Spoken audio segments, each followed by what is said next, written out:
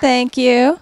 And an extra special thank you to NETWAYS because they do just a ton of work for these, and they make it pretty awesome, and I like it because it's less work for me. Just a few things. So breaks and lunch are upstairs on the lobby floor. The hotel Wi-Fi is pretty crappy. You can use it if you'd like. We do have the Puppet Camp 2014 wireless, but be nice, share nicely. It's limited connections, limited bandwidth. So we also have a PuppetConf ticket drawing. So one lucky winner today will win a ticket to PuppetConf in San Francisco in September. And to enter, you need to leave a business card or something with your name on it upstairs at registration in the little bowl. And we will announce the lucky winner at the second break. And then we also have another German Puppet Camp scheduled. I love these guys because they schedule them way in advance, better than we do, which is awesome. But we're doing one in Dusseldorf on October 16th. And it's right next to LinuxCon. So you can go to LinuxCon if you're interested in that and stay for Puppet Camp. And then we also, one more thing, we have drinks upstairs in the hotel bar. So anybody who wants to join us, we will be buying the drinks. So it's even better, but we're going to do that right after Jordan's closing keynote. And with that, I think I am going to just turn it over to Andy, and he is going to give the Puppet keynote.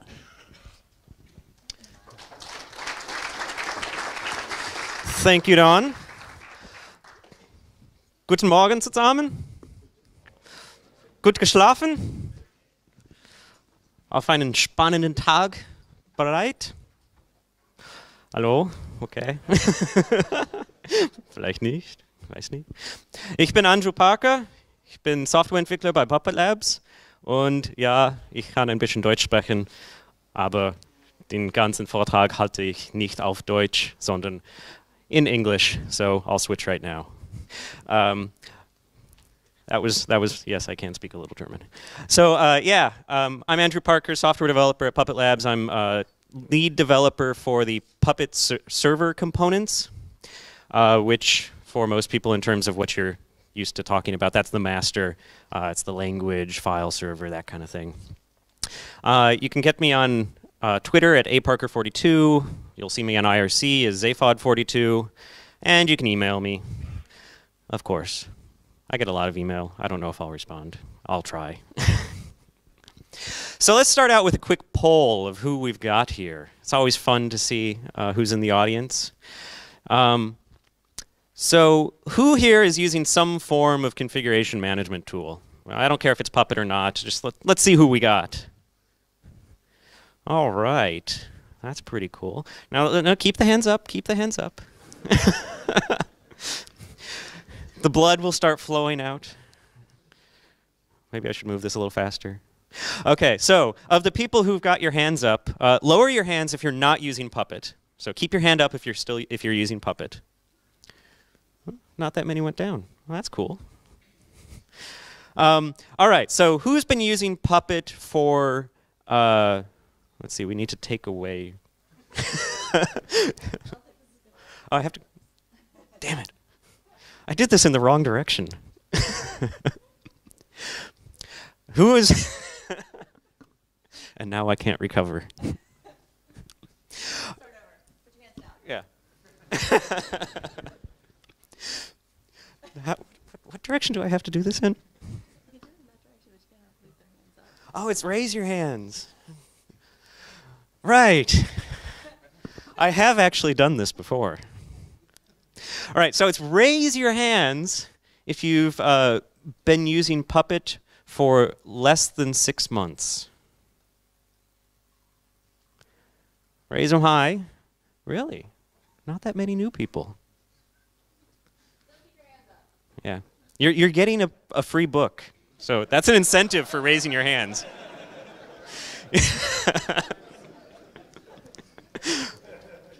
You're getting the we're giving out the Pro Puppet book because, well, if you're just getting going, it's a useful guide to how to kind of keep going. All right, so now this is another bit of interesting stuff. Who's been using Puppet for about a year or less? All right. And 2 years? 3 years? Wow. More than 3 years. More than 8 years. All right, good. Well, that's really cool. Now this is my own personal interest. Who uses a Puppet in the 3 series, like 3X? Very nice. 2.7. All right. 2.6. Oh, good. Good. Okay. 0.25. Oh, you laugh. You laugh. All right. Cool. And who uses PE? This is really Puppet Enterprise. Yeah. No. Okay. A few. All right. Cool.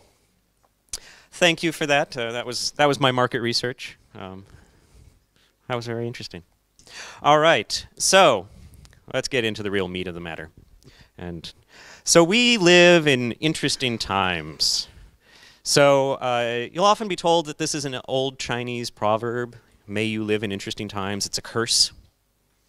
I don't know if it's a curse. Interesting times are cool. But there's also another part of that, which is it's not actually a Chinese proverb. It just gets called that. We kind of lost track of where it came from. But I want to come back to that idea a little bit later. So, but why is this interesting times? Well, it's interesting times because we're always getting more and more services that you have to manage, more servers that you have to manage to run those services. Each one of those services and those servers becomes more and more critical as it becomes part of the fabric of the way your organization works. And we can't really say that IT is ever going to get smaller. It'll never go away. That is simply the future of how we manage all of this information, how we manage all of these services. Anyone here remember maintenance windows? When you could actually just take it down, say, hey, Saturday, the services are all going to be down. Don't worry about it. We're doing maintenance. Do you still get that? Are you still able to do that? No? Oh, you are? Wow. Wow. Okay. Or having backout plans where you're saying, halfway through Saturday, yeah, the database upgrade's not quite working right. Yeah, we'll just restore from backups and it'll all be fine. Most of us don't live in that world anymore. We're asked to do more and more. More services, more servers, and we're asked to do it faster. Continuous integration, continuous delivery. They don't want a deployment every year. They don't want a deployment every 9 months, 6 months. No, you want 10 a day. You want to be able to just keep changing it. And if you do a day of downtime when you deploy 10 times a day, I think you've got a problem. So what do? How do we move forward from this? Well, one of the things becomes obvious. Our old practices, our old ways of working with all of this become our constraints. The idea that you have necessarily very specific rollback plans where you can go partway through and then just bring it all back, or that you've got one system administrator for 25 servers. When you've got 10,000 servers, you've got a pretty large organization of just system administrators to keep that going. So it doesn't really work anymore. Those maintenance windows aren't going to work, as I said, if you try to deploy 10 times a day and you even have 1 hour of downtime for every deployment. You're down for over half your day. Well, not over half. So, and then you've got this whole thing that failure is not an option. You have to make it work. You have to find some way of getting it going. But there's a bright side to all of this because a lot of the old constraints that you worked under are gone. You can now get 10,000 machines up and running in a matter of minutes. You start them up in EC2, or you use Google Compute Engine or Azure or any one of these other services where you just say, yeah, I need more capacity. Make it so. And then we also have that the workloads that we're working with can just shift really fast. So some of those constraints around how you had to do capacity planning aren't there anymore. You can get more disk space online fairly quickly if you use certain technologies. And the developers aren't gonna hold themselves back. Their constraints on how they deliver code to you are also disappearing, which means hopefully they're going to be talking to the operations team much more often and actually communicating. That's the promise. So where does that take us? Well, as I said, in order to make this work, you need some new movements in IT. Some new stuff is happening. We've got DevOps. DevOps says there's actually a way to handle this. And one of those ways is communications channels. It's about automation. It's about culture. And why do they say that? Well, because it's all about understanding what your constraints truly are. So you've also got a movement of the cloud. You can put stuff out there. You can do all sorts of things in the cloud. You don't have to necessarily have the hardware yourself. And that's another thing of getting rid of the constraints. You don't need your data centers necessarily, but you do. There are certainly places where you need them. And there's a lot of stuff going on. There's all these web ops style or web apps that are getting deployed. We used to call them thin clients. Now we just call them, it's in the browser. And there's no future in which that's going to change. Well, it'll definitely change. There's no future in which that'll all go away. So there's no future in which you're going to be asked for having fewer services or fewer servers. Or where people say, you know what? It's not that critical that billing is working this month. And what we see is that software as a service sets the trend for where a lot of this is going. You can see it happening there. And what is the trend that we're seeing? The trend that we're seeing is that you get to start kind of outsourcing the things that are not critical to your organization. Your organization is not defined by its ability to run email. Your organization is defined by its ability to do things that are specific to what that company is there to perform. And software as a service says, you know what? There's another way of dealing with this. You can have someone else run it. And it's there, then that's that organization's real reason to be, reason to exist, is to run that email. And so you can start getting rid of everything that's not critical to your organization. And then you can, once you do that, you've freed up yourself to start doing the things that are truly, truly important.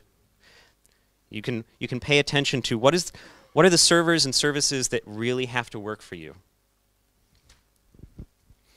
And that's what Puppet is about in Puppet Enterprise, is that for us, running configuration management in the enterprise pays our bills. That's what we try to do.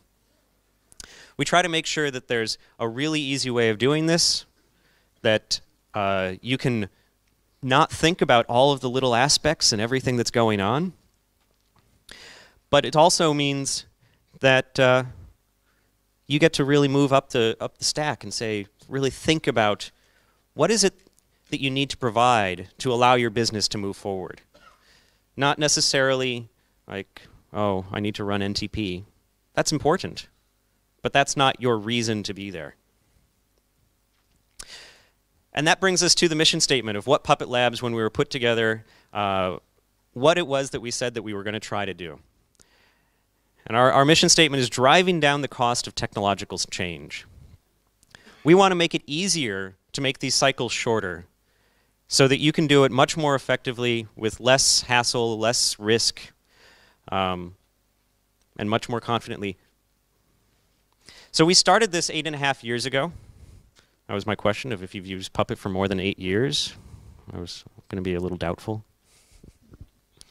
Unless you were in the first few months of Luke writing the software.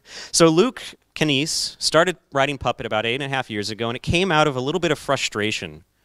It came out of frustration with the tools that were available at the time. At the time, and it's still going on a little bit, but at the time, the kind of, I guess you could say, side project of every single system administrator was their configuration management tool. Everyone had their own, everyone reinvented it, but they weren't really making much progress. It was almost always the same thing again and again. And so rather than spending your time doing that, how about we all standardize on a tool, one that works fairly well, really well, as it gets better. And that widespread adoption will spur all sorts of innovation, because now we'll be collaborating on it, and everyone will be concentrating not on how to write that tool, but how to use it to actually perform the duties that they need to make their organization really succeed. So Puppet got started. It grew out of ISConf and LCFG and CF Engine, and actually it started as a system that was a plugin for CF Engine, as far as I understand. Yeah, kind of strange. That was its original thing at one point. But it's always been around servers. It's kind of always geared towards data center and cloud automation, and so that's where it's really at home. That doesn't mean we can't do other things with it. It's got the ability to manage networking devices, storage devices. In fact, some of the networking gear manufacturers have started putting Puppet on their systems, which starts bringing all of this together. Now your entire infrastructure can be defined in one system, in one service. And that is kind of the holy grail that we're looking for, the ability to define your entire infrastructure. Now, you can also use Puppet for workstations and laptops. There's a lot of people who do that. So it's not like that's out of our world, but it's a little bit more foreign to Puppet. But the way we do all of this on any one of those systems is through a very simple language that just describes the configuration you want to achieve. And this becomes the ubiquitous language of configuration. And it's got all sorts of advantages once you get a ubiquitous language like this, because now you've got a ubiquitous language, you've got a common language to talk about things with. So my background is I'm a software developer. I was a system administrator for a few years in a college. That was my student job. And I learned CF Engine. And when I worked with CF Engine, I have to admit I didn't know what I was writing. This isn't against CF Engine, but it's to get to this other concept, which is one of the advantages of making sure that everyone can understand it. Everyone can understand this configuration is now it becomes a method of communication. So there's this idea of DevOps that you need to shorten the communication cycles, break down those silos, get everyone talking, working together, shared culture, shared understanding.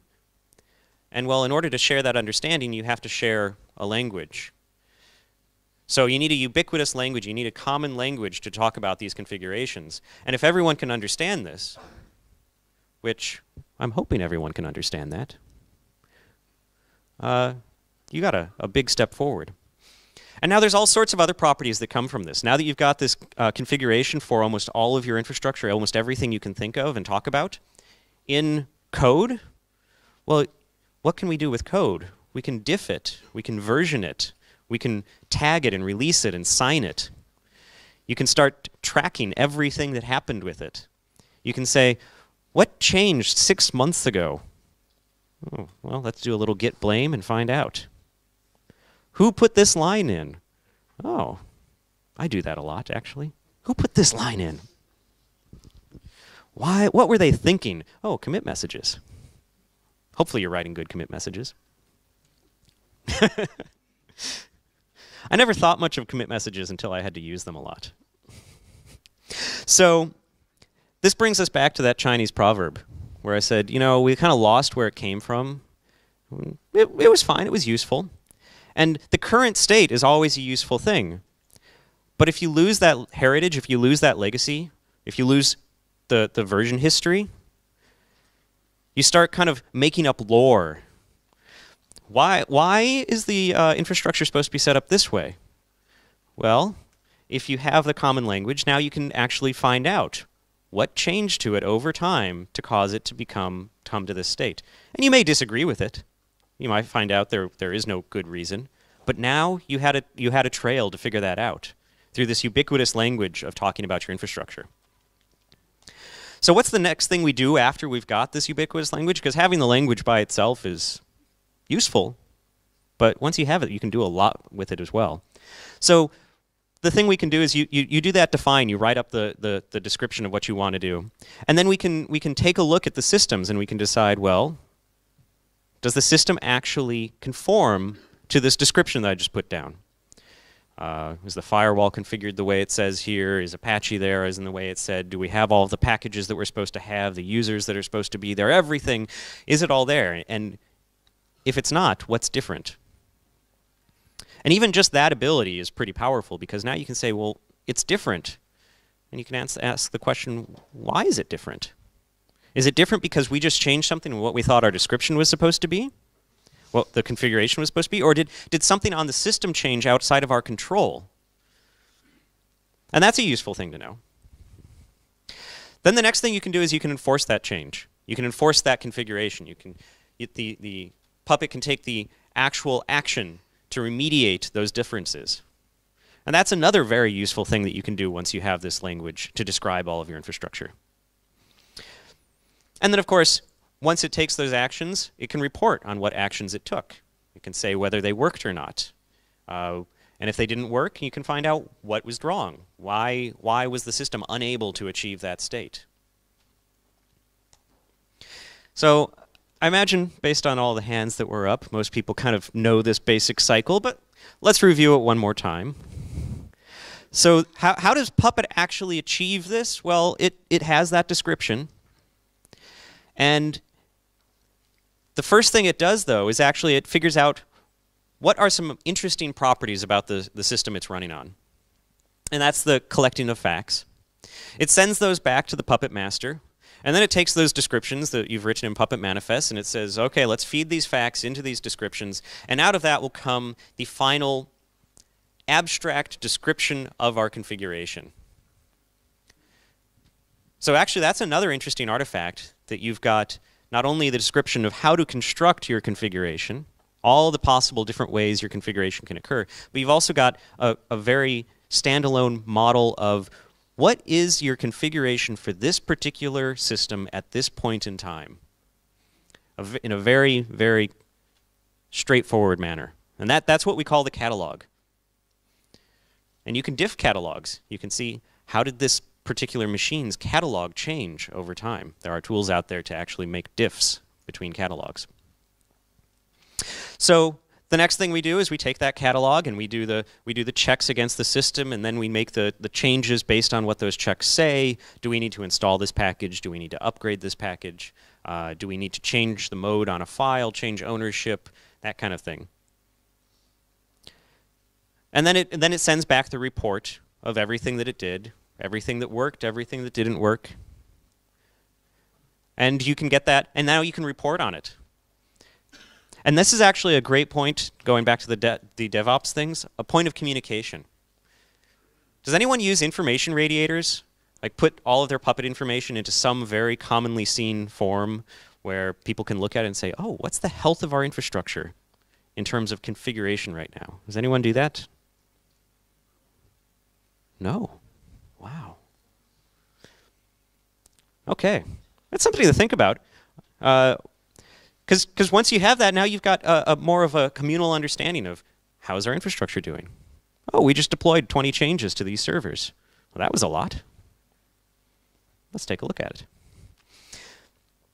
And drilling down a little bit farther into more of the architecture of how Puppet actually achieves this, well, we've got the agents running on the system. They can run pretty much anywhere. You can put them on your web servers, your application servers, your database servers. As I said, they're now getting onto networking gear. And then those communicate with the Puppet master in order to kind of understand what it is that they're supposed to control their system to do. There's various security aspects that it has, the reporting facilities. And then one thing up at the top, we say Puppet Forge Content Marketplace. And once you start describing your infrastructure in this system of code, this ubiquitous language, you get another advantage. Because we've got this thing called the Puppet Forge. And one way I've tried to explain it to some people is, what is the thing that made Perl so powerful for so long? And pretty much everyone would say, well, it's not the syntax. Although I do like the symbols. They're fun. No, the thing that made it so powerful for so long was CPAN, the Comprehensive Perl Archive Network. The fact that you could go out to this library and get this communal knowledge, all this understanding from well, I don't know if it was millions, thousands and thousands of people, as they had put together libraries to do things. And so, just like a programmer would never say, well, in order to produce a checksum for this file, I'm going to implement MD5. No, they'd say, I'm going to go to CPAN, download digest MD5, and use that.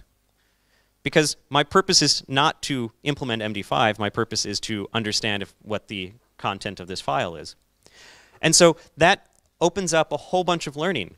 Now, we are all going to be using the same libraries, and they'll interoperate with each other. I'll get to learn things. If Felix down here figures out a way of optimizing MD5 sum and sends a patch in and it gets put in, now everyone gets to take advantage of that. Because MD5 sum, yeah, you could say that there's ultimate optimizations you could do just for my own system setup, but that's pretty unlikely that it's useful time for me to do that.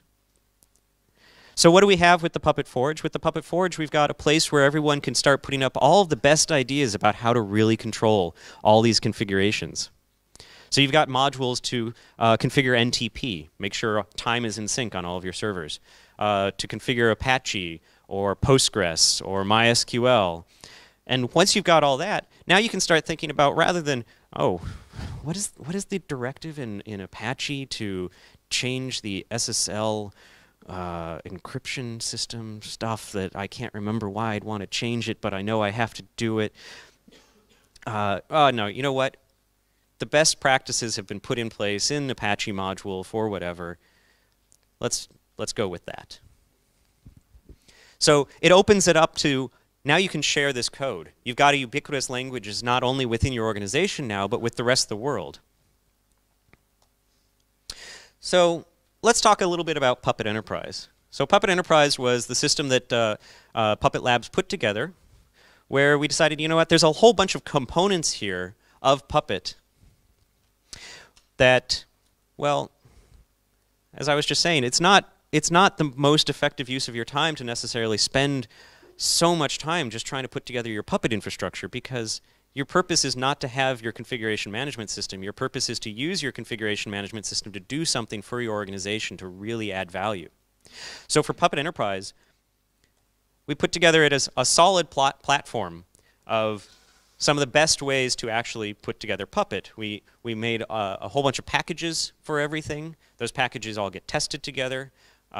We make sure that there's a particular Ruby in there that will not interfere with your own system Ruby. It can be self-contained. We test it to make sure that it scales to certain sizes. And then we give instructions on how you can take the basic installation and scale it even farther so that you don't have to figure it all out yourself. There's support as part of this as well.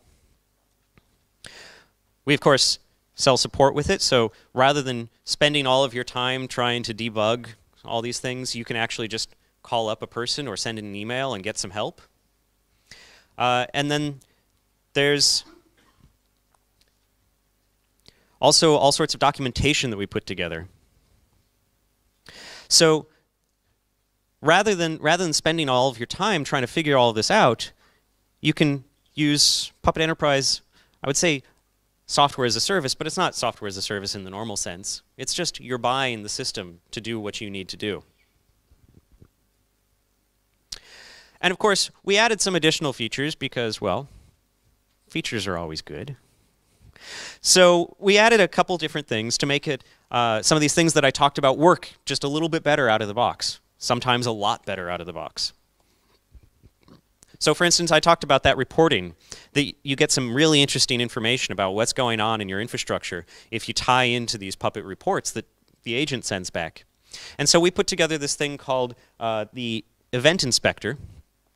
And what it is it's a system. It gets all of the reports that get sent in, and it starts essentially analyzing them, correlating them together, looking at them in different ways. So you can take a look at them and say, well, how many of my classes ended up with failures or with changes? So, and now you can say, oh, there's a whole bunch of failures up there, and there's 17. Well, let's drill into that. Let's figure out what's going on. Maybe there's a particular class that has an error in it when it's working on a particular kind of system. You can also look at what's going on your individual nodes, kind of these different axes of looking at this data. All of this came from working with actual users We didn't just try to dream this all up ourselves. This was asking people, what do you need to look for when something happens in your infrastructure? Where do you need to look? How can we best present that information to you? How can you best find it? And going through interview after interview and trial after trial, asking people and putting it in front of them and getting them to figure this out. And so this is one of the things that we've added into Puppet Enterprise. And of course, once you've gone through all of this information, looked at it, you can then take action. You can decide, I see what's really going on here. Okay. Another thing we put in there is, are there MCollective users out there? Ooh, a few MCollective users. Wow, quite a few actually. So MCollective is an amazing tool. And sometimes it's an amazing tool to chop your leg off, but it's still really useful and it's great to have. And so one of the things we wanted to do was kind of put together a bit easier way for people who just want to do a few things with it. And so that's live management. And so we added a couple things. Parts of it are just control Puppet. Other parts of it are browsing your infrastructure. Because MCollective can go out and gather all sorts of information using Puppet about what all of your systems are. And so you can take a look at it and you can say, you know what, I want to find out what groups I have out there. Oh, and what variations of those groups. And then you can start asking the question, once again, this is all about insights into your infrastructure. You can start asking the question, why do I have variations on that group? Isn't it supposed to be managed? Maybe something's going on that I need to look into. Maybe I didn't manage it. Maybe I forgot about it, and it's one of those things that just kind of popped up on the system. And so live management for browsing becomes one of those really powerful things. And then, of course, there's the cloud provisioner, VMware support. By making it a system that you can buy and pay for, integrations with various third parties become a bit easier for us. So we've got integration with VMware where you can use our cloud provisioner system, which will start up a virtual machine and install Puppet onto it and get it connected into your Puppet system. And it's tied into the ESXi. You're going to figure out that I don't know too much about VMware. ESXi and vSphere and all of those virtualization systems that they have to actually tie into that. But of course, that's stuff that you pay for. However, Puppet Labs is very, very much into open source. And all of this is built on top of open source. There's a few parts of it that aren't, but not the major components. And so why do we do open source? Why would we spend all of this time making sure that it's open for everyone? Well, it's great. I mean, it's just great. I believe in open source. I think it's a wonderful way of doing everything. You get a lot more people involved, a lot of interest in it. A good way, actually it's a very good way of getting that ubiquitous language. One way of thinking about it. But also for us, it ends up being a technical proving ground. One of the things we do with open source, and this is kind of one of the distinctions that we try to make between Puppet Enterprise and Puppet Open Source, is in open source, we're going to just try things out. Sometimes we'll break you. I'm sorry, we don't mean to. It just happens. 3.5.0 release was not fun.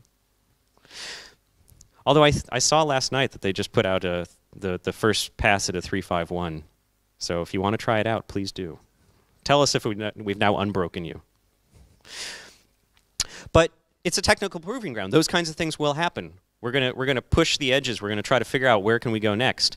And then once it stabilizes, we bring that back into PE. So if you want just a much more stable experience, move forward, not always pushing the cutting edge, but getting very useful stuff, that's one of the distinctions. The other part of it is, like Puppet Enterprise, we put it all together into a package that just works out of the box. With open source, it's a bunch of individual components, individual projects that you're going to need to figure out how you want to string them together yourself. And that is a very powerful thing.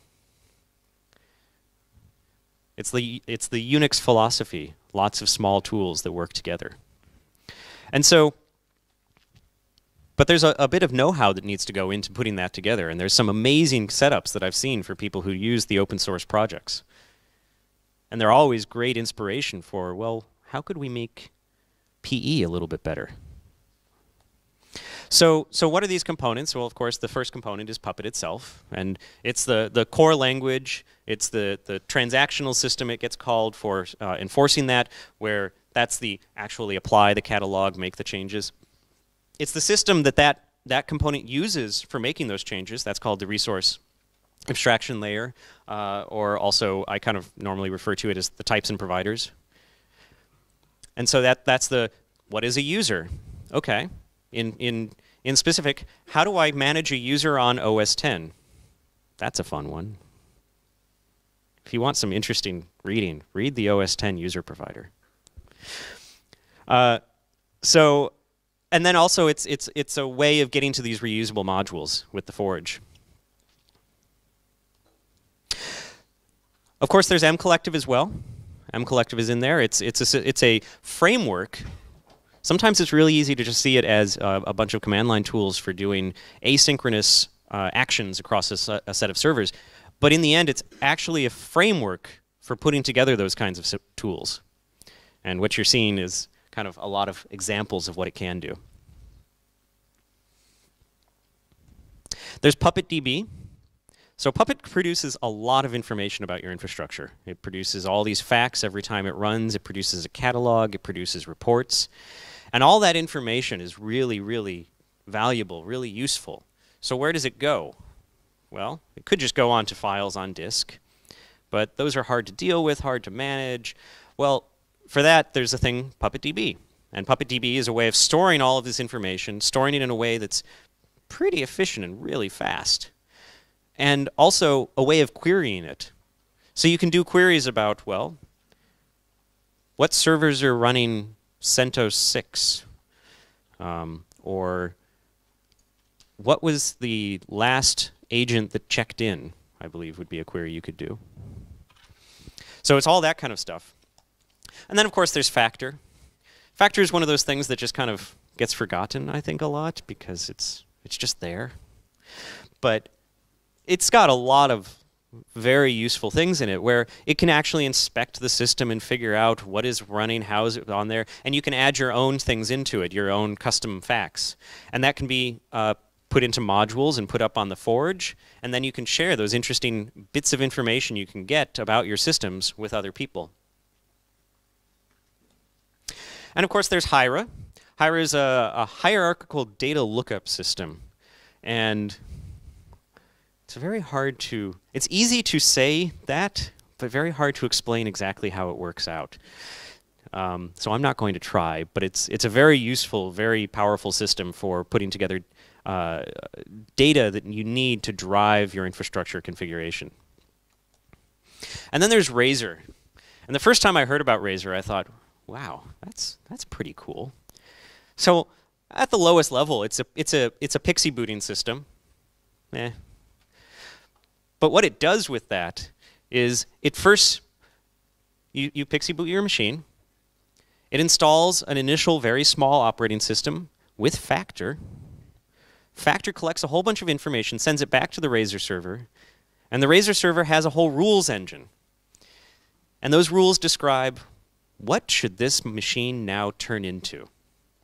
And you can do all sorts of rules about, well, I need anything that has 8 gigs of memory and 4 cores to become X, but I only need 5 of those. So if another one shows up, let's do something else with it. And then it can install the next install the full operating system you want onto it. It can get Puppet onto there. It can get it connected into your Puppet infrastructure and kind of let Puppet take over from there. There was a process that we tried for a while, and we're still trying, called Puppet armatures. Because there's so much to this ecosystem, sometimes it's hard to get a complete view of how everything needs to work together and how it needs to change.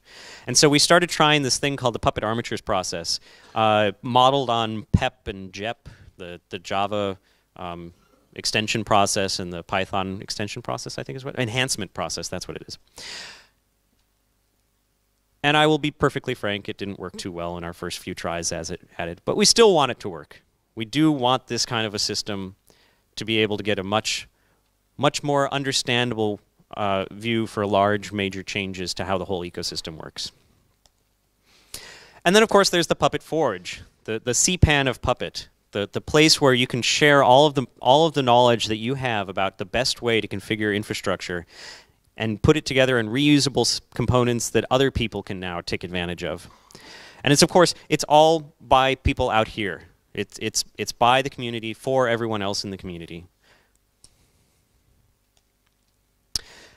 And of course, we're Puppet Labs.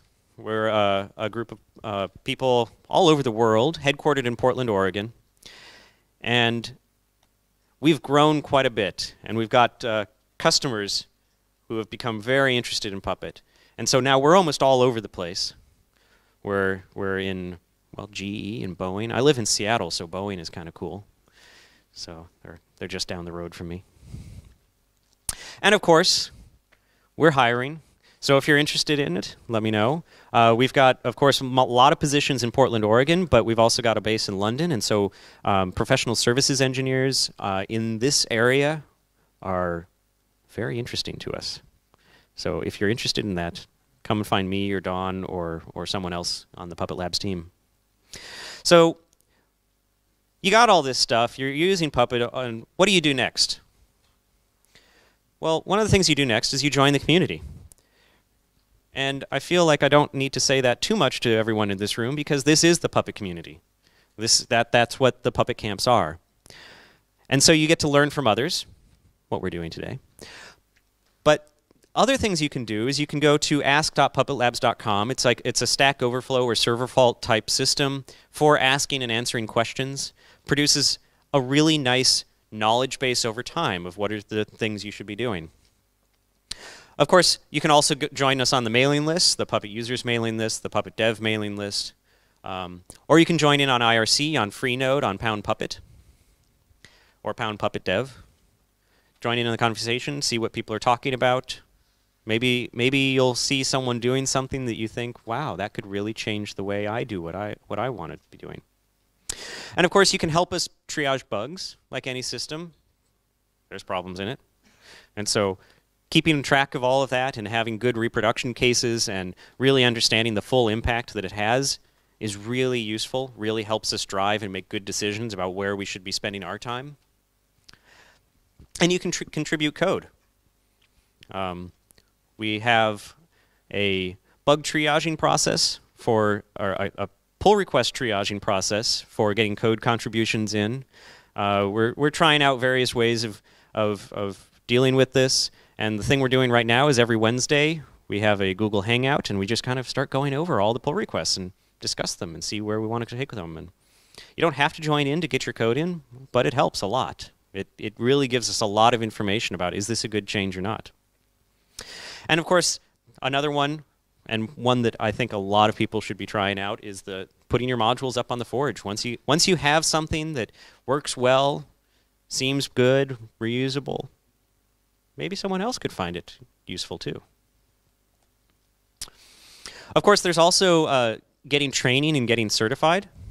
We offer a series of courses, and of course there's the Puppet certification.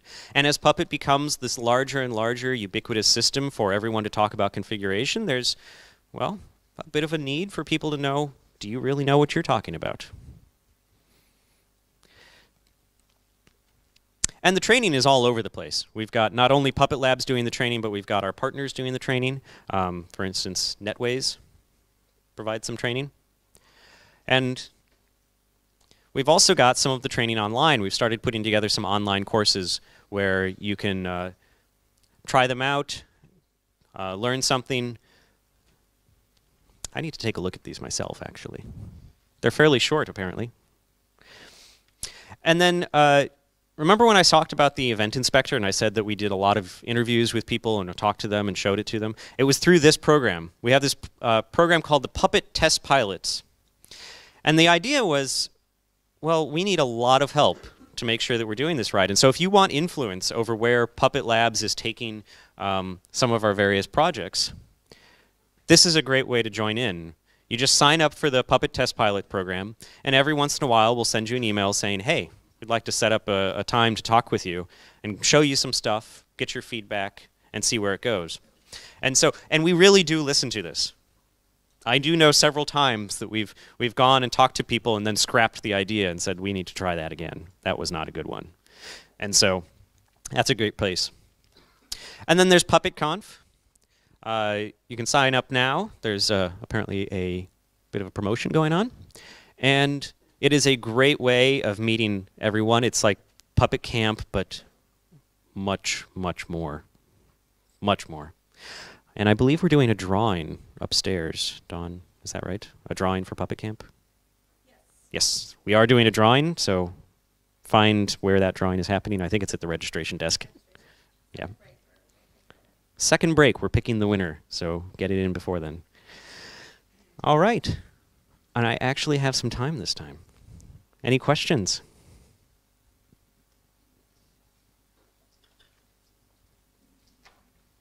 Nothing? I answered all your questions?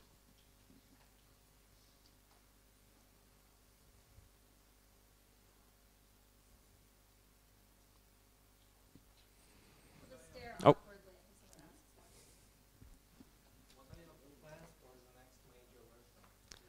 What are our plans for the next major version? Are you talking about the next major version of Puppet itself? Yeah.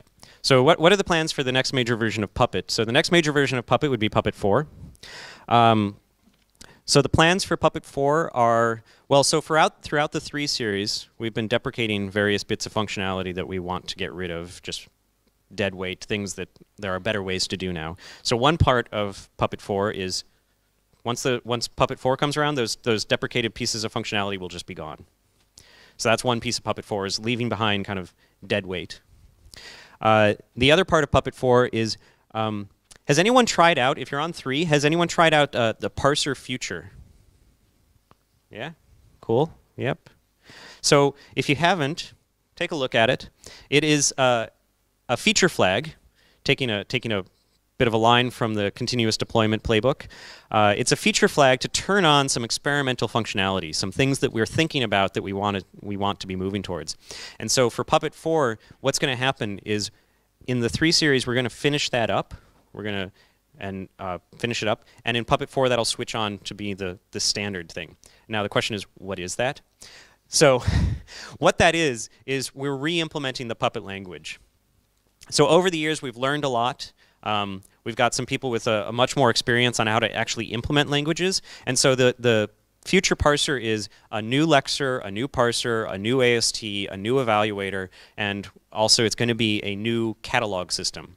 It'll be network communication-wise backwards compatible with the existing system, but internally it's all going to change around. And while we're doing that, we're fixing up a couple things about the way the language works. I can give you the technical details. We're moving to what's called an expression-based grammar, meaning you can kind of compose anything together in any way you want, as long as it makes sense within the semantics of the language.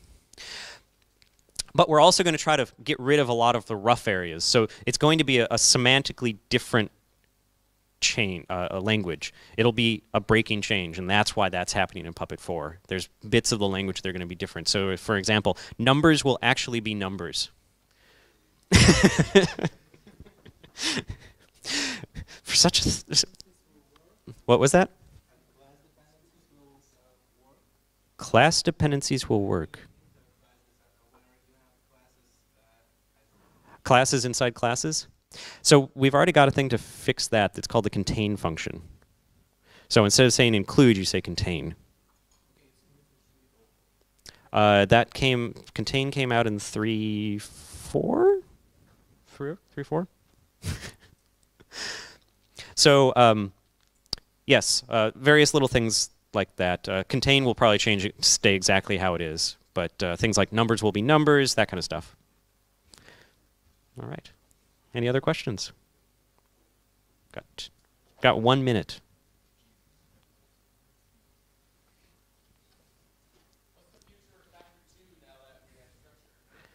What is the future of Factor 2 now that we have structure? Well, now that we've got Factor 2, what's the future of Factor 2? So I think the plan is that during the 2 cycle, they're going to just start kind of taking some of the facts that are there and putting them together in a structured manner. So probably the first one will be about network interfaces. That's most likely their first one. They didn't want to do it because we delayed for so long on Factor 2, they wanted to just kind of get the functionality in place and not bog themselves down on trying to get all this out for Factor 2. So they figured, get the functionality available and then start using it. So, yeah. Hopefully, structured facts will start happening as it works out, yeah.